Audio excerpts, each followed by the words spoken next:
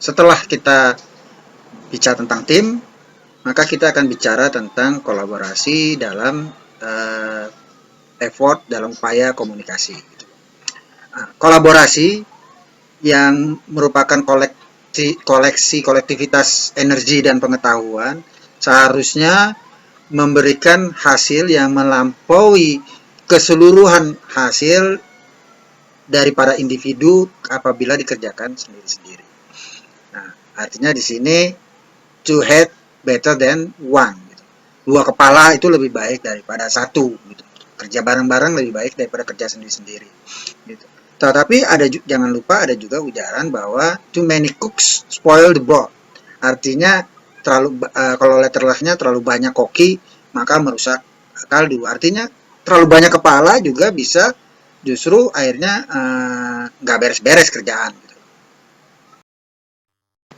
Nah, untuk mencapai hasil yang diinginkan, kolaborasi haruslah memenuhi beberapa hal gitu ya. Pertama, keanggotaan tim yang berkolaborasi itu harus diseleksi dengan benar-benar gitu. Apakah sesuai dengan talent yang dimiliki, keahlian yang dimiliki, kewenangan yang dimiliki gitu. Ada urusan bagian produksi tapi yang dikirim cuma tukang nyediain teh gitu loh. Begitu. Jadi bagaimana nih?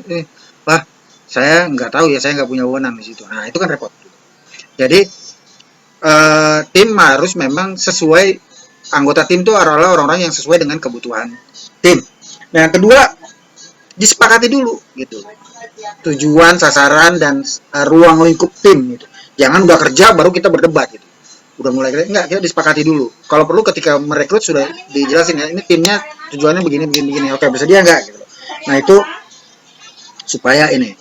Kemudian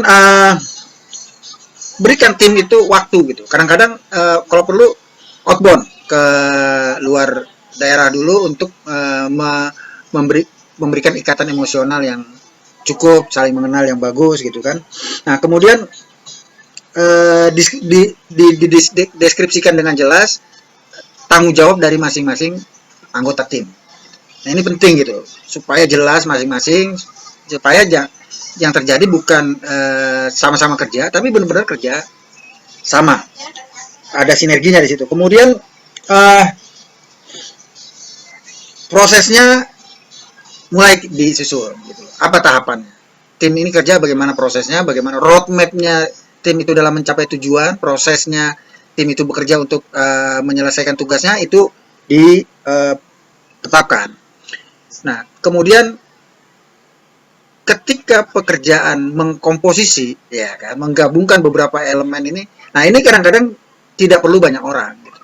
Nah, ini harus dibuat lagi, ditunjuk lagi beberapa orang yang memang tugasnya melakukan komposisi. Gitu. Menyusun, menggabungkan gini. Kalau buat tulisan siapa yang membuat pembukaan, siapa yang, nah si yang komposer inilah yang menggabungkan.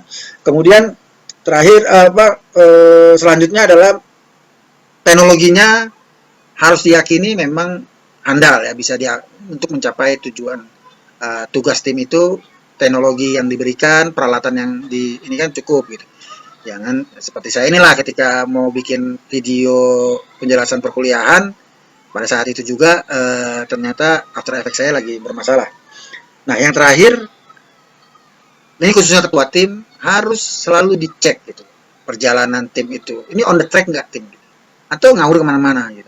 Setiap rapat ngomongnya wah ngalor ngidul kemana-mana, ngomongin orang aja, ngomongin tim lain, bagian lain, ngeluhin atasan misalnya. Jadi tidak mencapai. Nah, ini on the track nggak? Nah, ini seorang ketua harus selalu memeriksa. Selanjutnya yang ingin saya jelaskan adalah bagaimana memberikan masukan dan kritik yang konstruktif gitu dalam berkolaborasi. Pertama, untuk masukan yang konstruktif. Yang pertama, pikirkan baik-baik sebelum memberikan saran mengenai perubahan ya, karena kadang-kadang merubah pekerjaan yang udah mau selesai itu malah lebih mungkin mengacaukan daripada positifnya.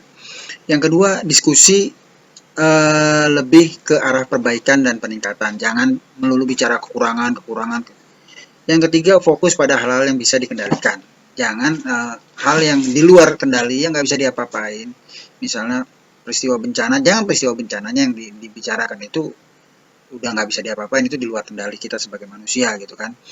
Demikian juga yang hal yang lain, misalnya kita menggunakan komunikasi menggunakan Zoom gitu loh. Terus yang gratis pula kan, cuman bisa 40 menit, ya udah jangan jangan itu nggak perlu kita bicarakan karena itu di luar kendali tim gitu. Yang ke apa empat adalah be spesifik ya, harus jelas masukan dan spesifik. Jangan bicara begini, ini apa masih harus dilengkapi. Apanya yang lengkapi? Dilengkapi dengan apa? Ah itu yang harus kita. Datanya harus dilengkapi. Dengan data apa? Oh, dengan data tahun 2019 atau 2020 kuartal pertama misalnya. Itu harus disebutkan. Yang kelima adalah masukan jangan bersifat personal. Masukan harus tentang pekerjaan, jangan tentang orang yang bicara, orang yang mimpin gitu loh. Yang keenam adalah verifikasi. Ya, harus dicek apakah ketika Anda menyampaikan masukan, teman-teman Anda atau pimpinan tim itu paham gitu dengan jangan Anda ngomong ngalor ngidul pakai bahasa Urdu, orang nggak ngerti. Nah, kemudian yang ketujuh adalah pilih waktu yang tepat. Gitu. Pilih waktu yang tepat dalam memberikan masukan. Yang kedelapan adalah jujur gitu kalau menyampaikan masukan keterbatasan masukan kita. Misalnya gini, kita mau memberikan informasi, tapi informasi itu sendiri sama kita belum kita validasi valid bener enggak gitu. Jadi kita harus bilang ada info begini ini kayaknya bermanfaat bagi kita, tapi masih harus kita periksa kembali, kita validasi kembali bener enggak infonya. Kritik, nah kritik juga dalam memberikan kritik harus konstruksi, sama dengan masukan. Fokus pada proses dan hasil, bukan hanya bisa mencela aja, bisa mengkritik aja gitu. Yang kedua, ya harus dibarengi dengan usulan bagaimana yang lebih baiknya. Nah, untuk yang menerima kritik juga, pertama jangan defensif, jangan kemudian kita buat wah gini kita perdebatkan datanya hanya sekedar kita mau mengelak gitu, membela diri. Kemudian gunakan feedback itu untuk perbaikan kinerja kerjasama.